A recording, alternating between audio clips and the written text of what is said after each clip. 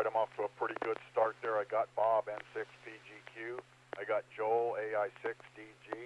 And I got Carol, KP4MD. Welcome all. Anybody else?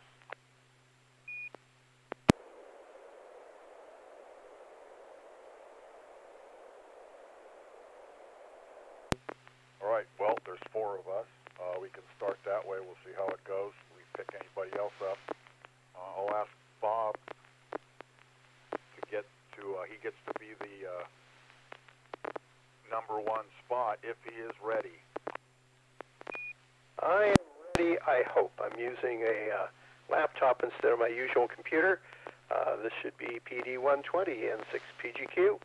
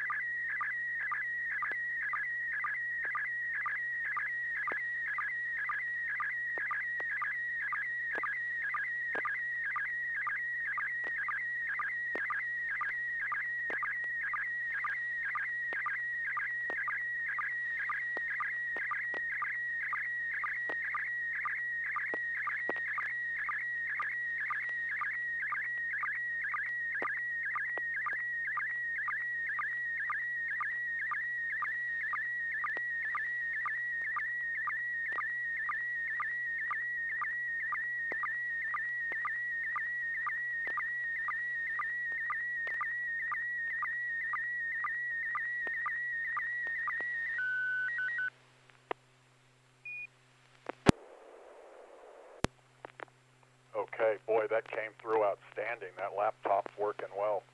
And I have one with kind of a car theme too tonight, so this is working well so far. Let's go to Joel for first comment on this one, see how he got it, and if you might know what the car is. I don't. Excellent reception, although I guess we've got a repeater IDs and some things across the bottom and one kind of in the middle across the hood. So we're in a museum of some kind. We got a nice farm truck in the background, a nice, it's red with a wood fence type bars on the around the bed. In the foreground, a blue something. Yeah, definitely a warehouse, museum type of thing. We got a placard in front of the blue car, some displays on the wall in the background, warehouse type of ceiling, although it's fancier than a normal warehouse. I don't know, blue, what does this look like? It almost, the grill, it's always the grill. So the grill and the headlights, who did their grill and headlights like that? And I don't know. Alfa Romero, Studebaker, look forward to hearing more. What, where, when, why, how. Back to Net, AI6DG. All right, very good. You know, I wondered about the grill too. I wonder if it's just the angle makes it look asymmetric. I don't know. Let's go to Carol, KP4MD. Go ahead, Carol. Okay, yeah, this is. Oh, I gotta turn up the Vox delay here.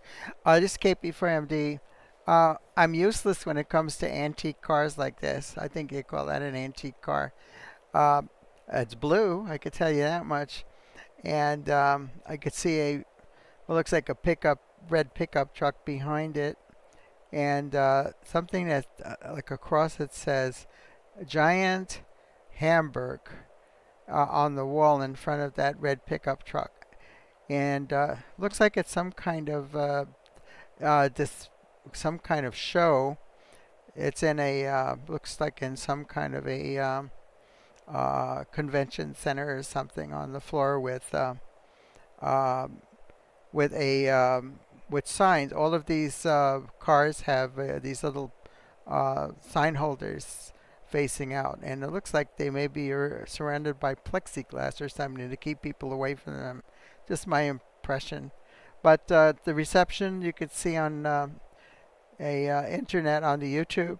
I think I have about maybe a couple dozen pixel pops, and you see those in the dark areas in the background there. So back to Nets, KP4MD, over. Thank you, Carol. I, too, am not like great at identifying old cars, and I would concur with you, what you alluded to. This doesn't look like a permanent exhibit. It looks like, I don't know if it's warehouse or, like Joel said, convention center. It looks like it's traveling.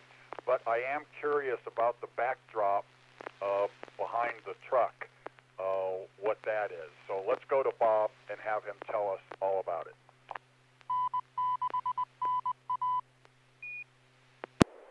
Okay, well, since I was a school teacher, you guys are going to get a history lesson also. The picture is taken at the California Auto Museum, and right now they have a very, very nice display on the 100th anniversary of Route 66. And there are a whole bunch of different cars from different eras that would have traveled down Route 66. And Carol does say the Giant Hamburg, the original sign didn't have the ER on it. Anyway, the car in the background, the truck, is a 1939 Ford, and it's my brother's truck, and it got chosen to be in the display. Let this drop.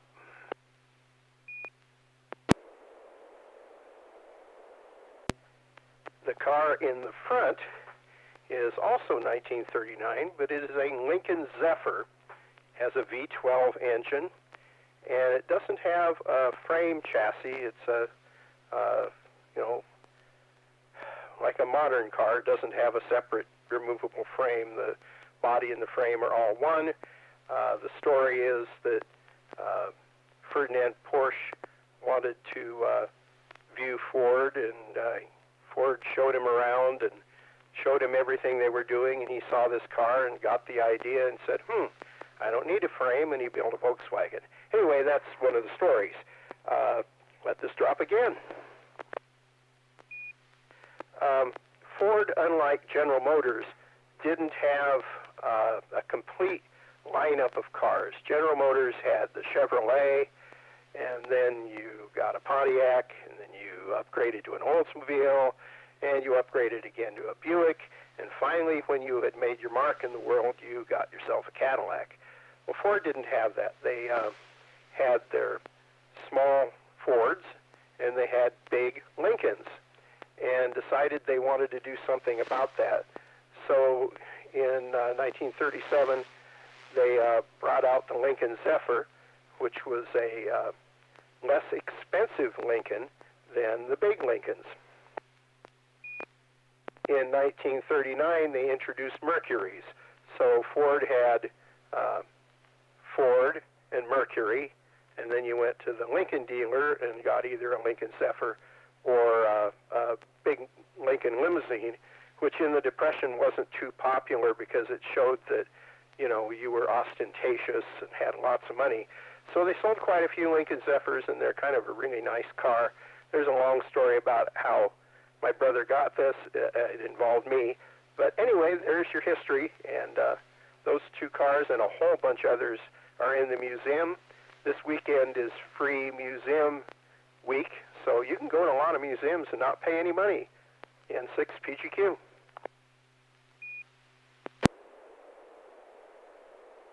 Okay, thank you, Bob. You know, history lessons are okay with me anytime. That was my favorite subject in school, and I wanted to be a history teacher.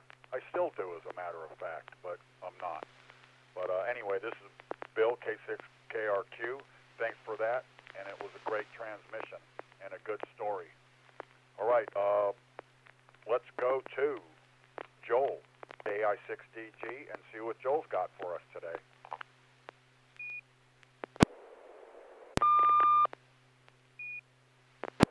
Good tone. PD 120.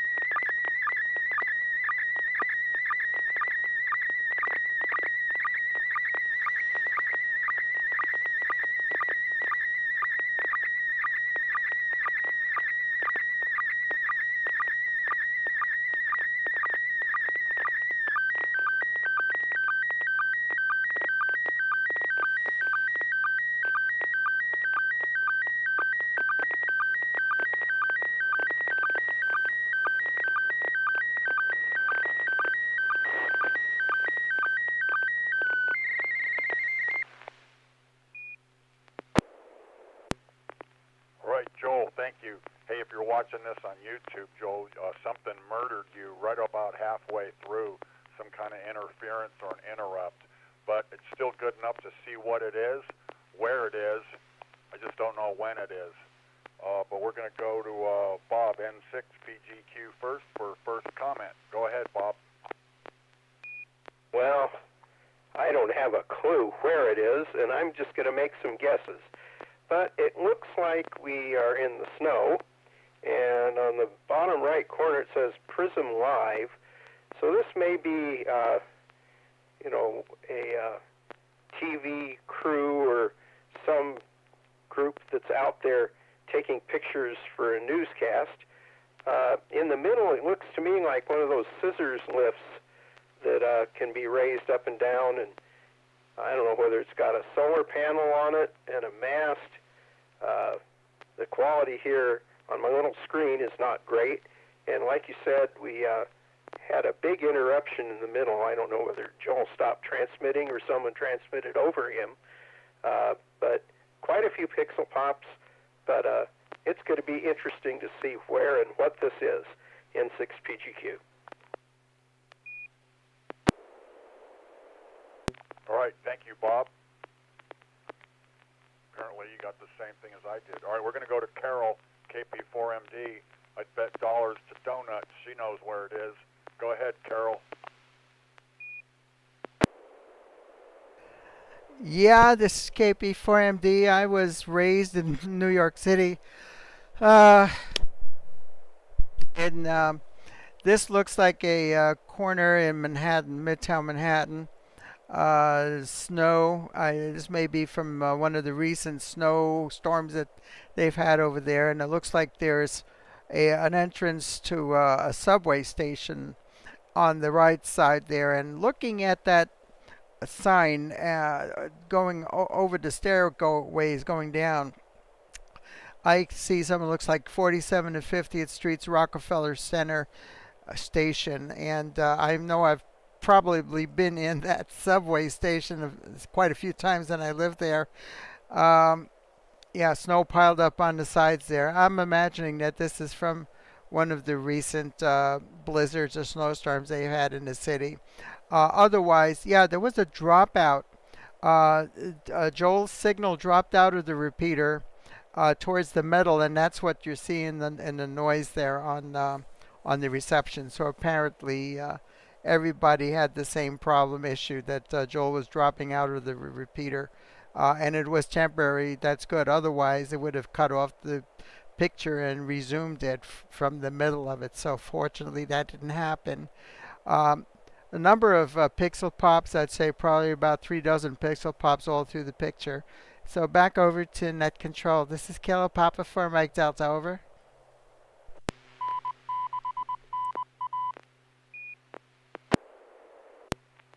Okay, thank you, Carol. Just as I thought, I knew you knew where it was.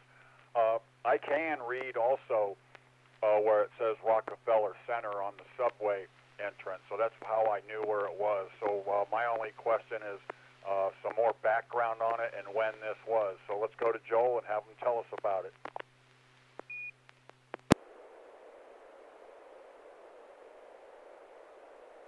There's a whole group or class of content providers on YouTube that do nothing but live streams.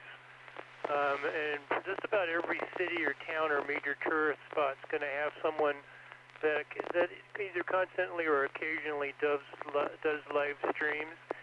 And yes, this was during one of the biggest or recent big blizzards or storms that went through New York, Snowmageddon. I guess they had a nor'easter or something and pretty much closed the city down. I guess they actually even put a what's it called when you basically tell everyone you can't be on the streets or no transportation. And this was from one of the streamers. That's what the Prism Live on the lower right side of the screen is. Prism Live is one of the software packages out there for YouTube streamers. Yep, the sign up, that's a subway station. Stairs going down into a subway station. 47-50 Street, Rockefeller Center Station. I've never been to New York, but the glimpses I've seen, those stations are surprisingly small compared to a lot of newer cities. But then those stations are all awfully old. I mean, when did that all start? 150 years ago or something. And the scissor stations, that's a food truck. So here it is, the middle of a blizzard. Hardly anyone on the street, hardly any cars. The snow's coming down thick. You can actually see it in the photo, or at least I can at my resolution. Snow piling up on the street, and there's still food trucks open, selling food to people. What's it say? The flavor of New York. I don't know what that flavor would be, but anyway, I watched this guy a good part of one evening, and he walked around lots of interesting parks and places and buildings. He did a walk through, was it Penn Station or Grand Central Station? I forget which one's which, because one of them's still there and one of them is not. In fact, a couple of them are not. But apparently for New York, this is a huge amount of snow, enough to close down the town. Up at Donner Summit, this is a bare dusting, so sometimes it's kind of amusing the responses here versus there. Back to net, CI6DG. Okay, Joel, very good. Great subject, too. I myself have not been to New York City either. My wife has, but I haven't. The closest I've gotten is New Jersey, but I never made it to New York City. Anyway, again, great subject, great story. This is Bill, K6KRQ, Wednesday Slow Scan TV Net. I'm going to take a pause here to see if anybody's come along that would like to check into our net. If so, please come now.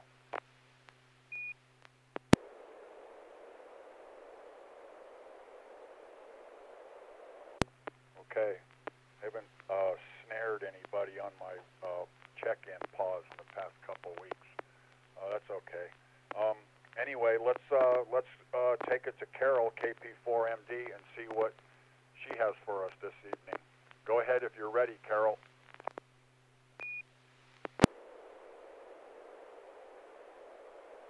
Okay, very good. This is KP4MD, and this is going to be PD120, KP4MD.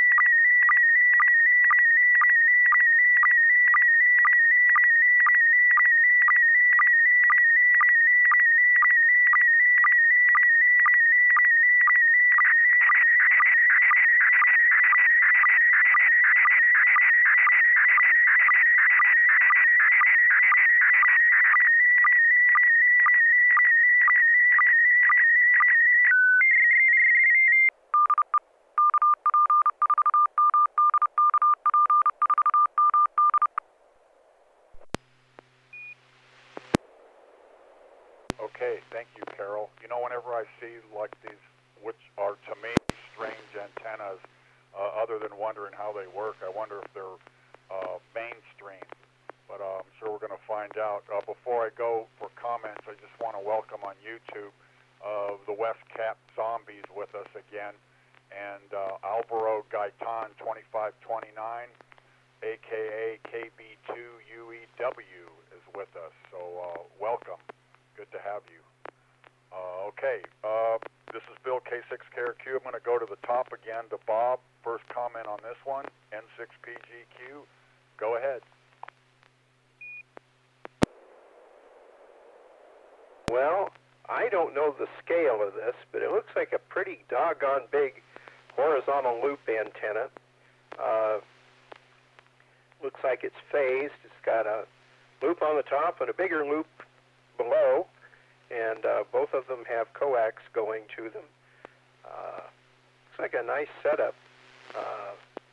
Fairly large mast, and that's all I can tell you. Quality of the picture is good. There's quite a few pixel pops, some of them in horizontal lines, about a third down, and picture quality came through except for the pixel pops. N6GQ. Thank you, Bob. I concur on the quality. I think you might be the only one tonight that dodged the big onslaught of pause pixel pop. So, but nevertheless, the picture itself is clear. Let's go to Joel. He probably knows what it is too. Go ahead, Joel.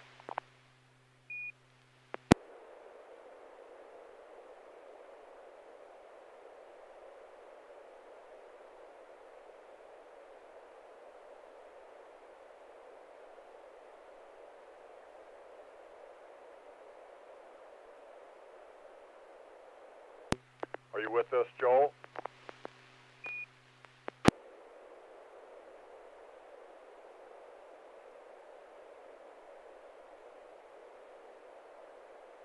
I can see my receive light like flicker a little bit, but I'm not hearing you.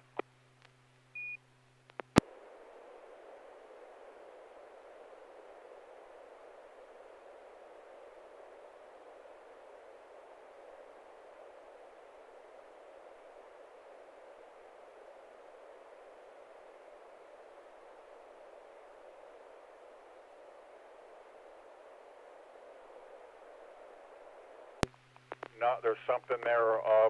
By chance, Bob or Carol, are you picking up Joel? Out here, N6PGQ.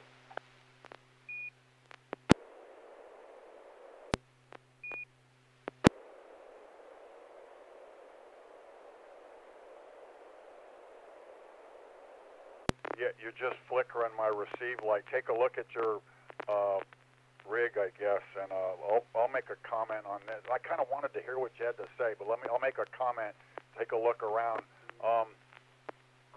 Yeah, like I said, good picture, just the pops. I am curious about this antenna and what you can do with it. That's what I wonder about before, and I'm kind of wondering if this is over your residence too, Carol. So that was my comment. Let's try Joel one more time. AI6DG. It looks like when I see a VFO knob on this thing, it goes into simplex mode. I must have hit the knob because all I have to do is up and down the memory channel knob. But anyway, so this is two different antennas, I think. I don't think it's one antenna phase unless the phasing harness down below off screen. They're also different sizes. So I think that the one on the bottom is 2 meter and the next one above, I don't know, it could be 220 or 440. Medium gain, or nothing high, not much in the way of directionality, if at all, and horizontal polarization. But I could be wrong on all of that. Tell me more, teach me more. Antennas are just so crazy. There's variations on variations. Always something new to learn. AI6DG, back to net. All right, very good. I'm glad you're reconnected. I wanted to hear what you had to say. So that was good insight. But let's go to the source, Carol, KP4MD, and have her tell us about her apparatus. Go ahead, Carol. Yeah, this is KP4MD. I don't know what's happening there with Joel because his signal was going really up and down. I wonder if he was transmitting on the output of the repeater or what. But he was not as strong as what the repeater was coming through. It was really weird. Bob, you've been over here and you've seen. This is the mast that I have in the back, all the way in the back of my house, and it's not a very tall mast. It's only maybe 5 feet above the roof, and the antenna on top there, I've had that up for about 10 years. The one on the very top, that's not a very big antenna. That's a 9-inch diameter halo. It's a horizontal polarized omnidirectional antenna for 222 megahertz, and I have that going all the way at the top there. Now, what I have below on this mast, what I used to have was a homemade bow tie antenna made from coat hanger wire, and it was up there for about 10 years, and it was all beat up and broken, and that was the antenna that I had on my web SDR for picking up VHF and UHF, and it was such a sorry state that I decided last week I was going to replace it. So I found this other antenna. This is well, it's marketed as an omnidirectional FM receiving antenna. It's a folded dipole, but it's bent into a near circular shape. It's similar to a halo, but instead of a single dipole, it's a folded dipole. So it would be, of course, 4 times the impedance of a single folded dipole, like the one you see on top. And that's being fed through balun. There's a built-in balun in there with 75 ohm cable TV type cable. Uh, and I put it up there. What I'm using that for, I have it coming down into my living room, where I have an amplifier, one of those booster amplifiers on it, and a splitter. So part of that signal goes to my television, so I get off the air TV. Part of that also goes to my SDR play. So it goes to the port that I'm using for receiving all the VHF and UHF bands on the web SDR. And so I just put it up this weekend, and it looks really neat. And I've done some other measurements on it with the nano VNA to find out what the SWR is and the impedance and all that sort of things. I found some really interesting details about this. I'm going to drop it a moment so I don't time out. Okay, I found that this antenna has a resonant frequency of 104.5 megahertz. That's where the reactance is 0. But the actual feed point impedance is, well, going through that balun, it comes out to like 12 ohms. And so there's like a 6-to-1 mismatch between the 75 ohm cable and that feed point there, which of course for a receive antenna is not very critical. But I thought it was really peculiar that balun they have inside that little black box there is it's a simulation of a half wavelength coaxial balun, but it's simulated on a printed circuit board. And I got even a picture of that. It's really cute. If we have a chance, I'll send that picture also so you can look at it. It's so it converts a balanced line to an unbalanced line to a balanced antenna, but it also does another 4-to-1 impedance transformation, which the actual feed point impedance of that antenna without the balun would be 50 ohms, and having the 4-to-1 transformation brings down the impedance to 12 ohms. And I actually measured that, confirmed it with the nano VNA. So I thought that was really peculiar. I love examining these kind of things to see, I'm sure it's way beyond what a normal consumer would do when they put this up for listening to FM radio. But I just like characterizing this and just understand how these things work. So it looks kind of nifty, but those are two completely separate antennas. They don't work together. Back to nets, KP for MD. All right, very interesting. A space saver too. Let me see if the guys got any more questions about that. Joel does a lot of times.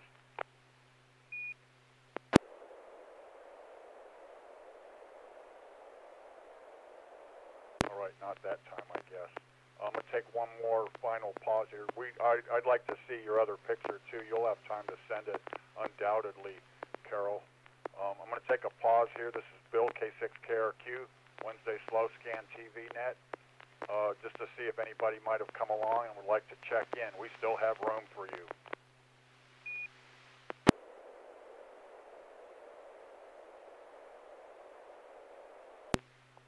All right, nothing heard there. Okay, I'm going to kind of sort of here keep with the car theme. Hope this comes through good enough to see it. So anyway, get ready for it. Here it comes.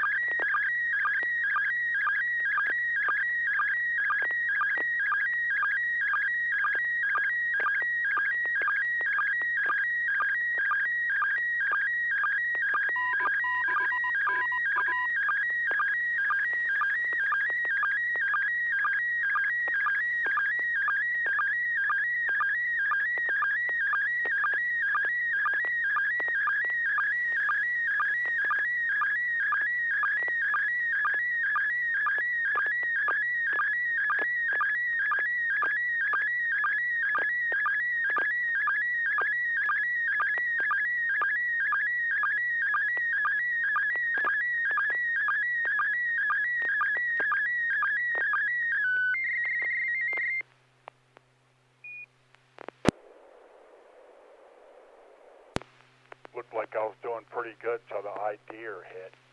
Anyway, that looks okay. All right, let's. I'm going to go to the top again to Bob. He might know what kind of car it is. But let's get his comment first on this picture. Well, the picture is dark. Looks like a scan from many years ago. We got 3 kids in front of a vehicle. Probably is at a museum somewhere because there's a brass cage around the display.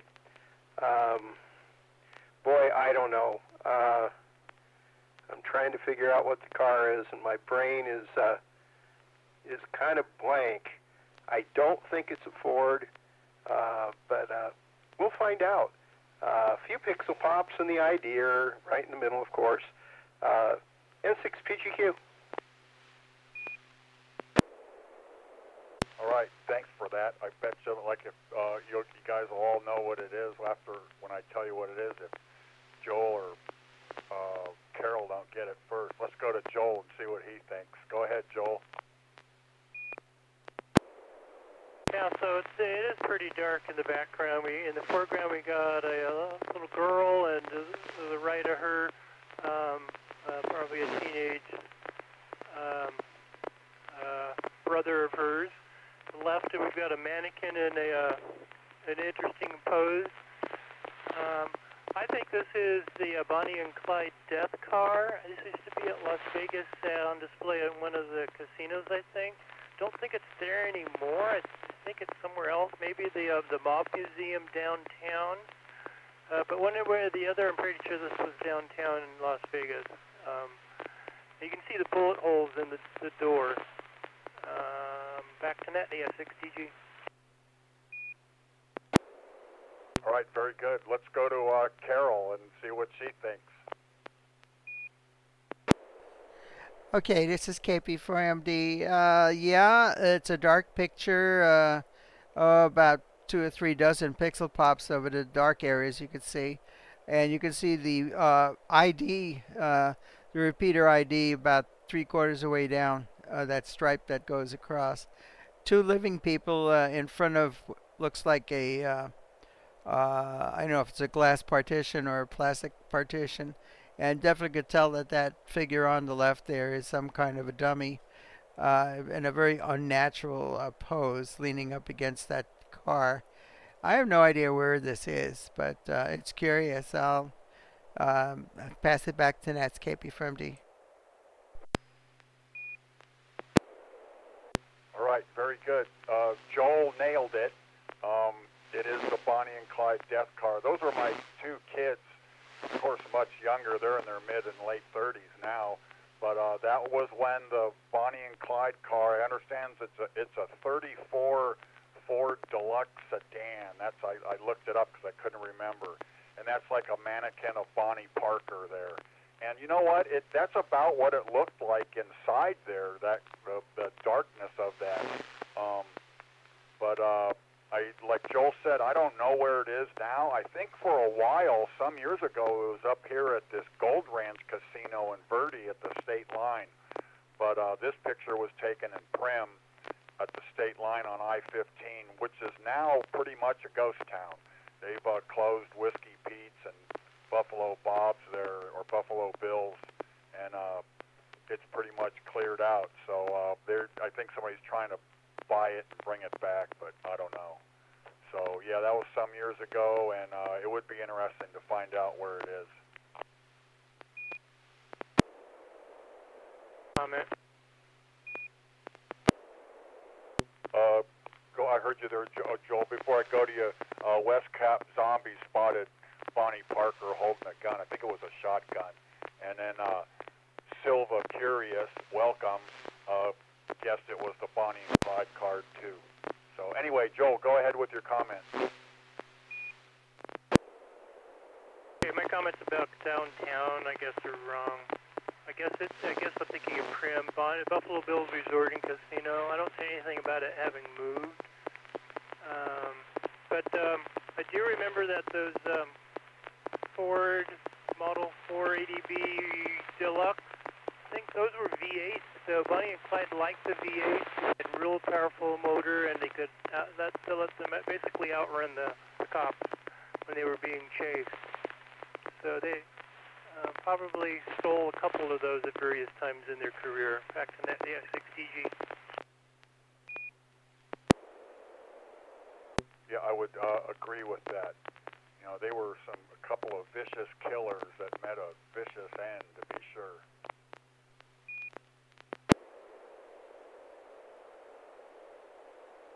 All right, this is Bill K6KRQ.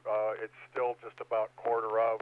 I'm going to ask Carol if she'd like to send the picture she said she had of that Ballon on a circuit board. I'm kind of curious to see that too. How about it, Carol? Yeah, how about this KP firm? Do you how about if I pass on it for now? 'Cause I just realized I'm really exhausted here, and I'll save it for next week. Is that okay? Yeah, that's fine. We'll, I guess we can start to wrap it up early. And does anybody else have any comments, questions, or burning desires? And we'll wrap it up and call it a night. That'll teach me to try to view pictures on a little tiny computer, N6 PGQ. Yeah, well, it is kind of dark anyway, but like I said, that's what the lighting looked like in there. All right, before I go, I got one more comment from Silva Curious on YouTube. I think the carpetbagger would love to visit this place. He loves covering roadside spots. Okay, very good. So anyway, you think I'd have this memorized already. I want to thank all who participated in tonight's SSTV Net, to include our YouTube participants. We love having the YouTubers. Please come again.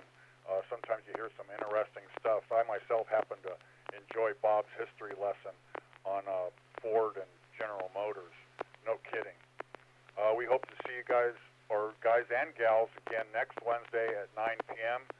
The net is officially closed at 9:46 p.m. This is Bill K6KRQ wishing all of you a good evening. 73.